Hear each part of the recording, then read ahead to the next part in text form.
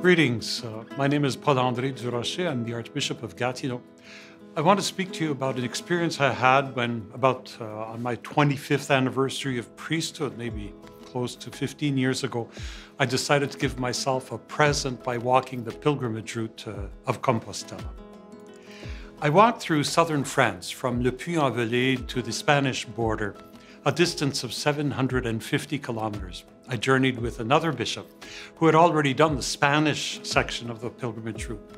We averaged 25 kilometers a day for 30 days, which helped me lose a few pounds, I can assure you. Probably the first challenge for me was simply committing myself to doing the pilgrimage. I had been considering it for some time, but I couldn't really find it in myself to decide to set aside a whole month for this experience. I remember telling a parishioner that I was contemplating doing the pilgrimage for my 25th anniversary, and said, "Well, are you going or not?" I answered that I wasn't sure, and said, "Why not?" Well, I explained that I was worried something might come up that would need my attention. And I remember her answer, "Well, then, I guess you're not going, because something will come up that will need your attention. Either you decide to go and organize yourself to do it, or you stop saying you're thinking of it." And her comment shook me so much that I decided right then and there, "I'm doing it. I've decided, I'm going." And she smiled and said, "Well, good for you." Committing oneself to doing a pilgrimage is half the battle. Once you've committed yourself, then you really have to start preparing. I knew I needed to build up my endurance, and so I started walking a bit every day, following a program. Every week I would add weight to my backpack and I would walk a bit further. Till the end I was walking 20, 30 kilometers with 10K of weight on my shoulders. That was a big part of the preparation for me. But preparing mentally, intellectually, spirituality, that's really important too. I started reading seriously, praying about it. And finally, the big day came. I got up early, took my walking poles and backpack, and I hit the trail. Looking back, I think that the most striking aspect of the pilgrimage was having to detach myself from my everyday life, from my usual concerns and activities, from my home, my habits. You have to get by with a minimum of luggage. Your bed is different every night. You're always eating with different people. Everything is different on the pilgrimage, except, of course, the person who's walking. I think the experience of such detachment forced me to focus on myself more than I ever had. It encouraged me to reflect, to meditate, to contemplate. It's been said that it's typical that when pilgrims start out on their pilgrimage, they have a lot of enthusiasm, but the enthusiasm wanes after a few days. The novelty wears off, the aches and pains get in, and tensions can simmer with the people you're journeying with. And by the 10th day, the question arises, what am I doing here? And when you ask yourself that question, that's when the pilgrimage really starts, because then you're forced to consider your true motivations, your fears and anxieties, your desires and your hopes.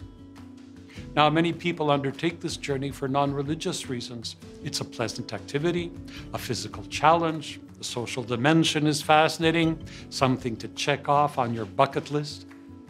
But if you do the pilgrimage as a Christian believer, you can't help but grow in a spirit of meditation, contemplation, and prayer. We celebrated Mass daily in the parishes where we stopped. We prayed the Liturgy of the Hours during our breaks. But for me, particularly, it's the copy of the Gospel according to John that I brought with me that made a big difference.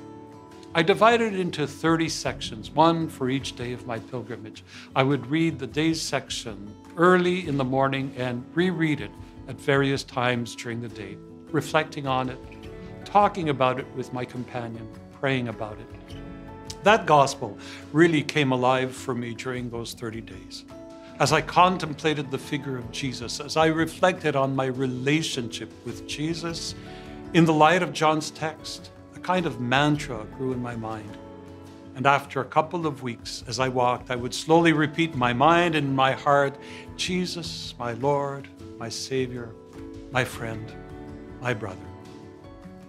These 4 titles given to Jesus in the Gospel according to John spoke deeply to a growing sense of relationship, a deepening sense of Christ's presence to me and in me. This was the great gift of my pilgrimage. I never made it to Compostella because we stopped at the Spanish border. But the shrine acted as a kind of polar star, orienting my journey and giving it direction. I thought when I finished my month-long journey that I would come back the following year and do the Spanish part of the pilgrimage, but anatomical problems in my feet don't allow me to walk such distances anymore. In a way, I'm glad. What I experienced in France was unique and shouldn't be considered a prelude to the real experience. I believe the gifts I was meant to receive were offered to me, and the grace was given to me to open my heart and accept them. So, the decision to embark on a pilgrimage, preparation involved, the journey itself, and the time afterwards we give to reflect on what we live are all equally important elements of the experience. I suppose the same could be said of any great endeavor or undertaking in our lives, and perhaps that's why pilgrimage is so important. It's a powerful metaphor for our very lives, for the existential and spiritual journey on which we are all embarked. Yes, a pilgrimage is truly a blessing.